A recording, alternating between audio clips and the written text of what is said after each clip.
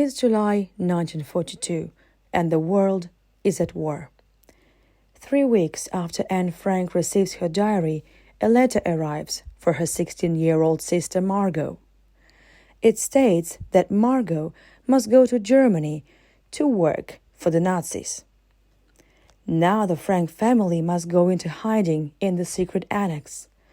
Early in the morning of July 6, 1942, they start to make their way through Nazi-controlled Amsterdam, from their house in the south towards the hiding place. Join our tour and walk with us in the footsteps of the Franks along their last walk of freedom. As you go over the stunning Prinsengracht to the secret annex, you will learn about her life from extracts of her diaries. The tour ends with a spectacular virtual reality experience, taking you through the secret annex. As you explore, you can enjoy a drink in a cafe around the corner of the Anne Frank house itself.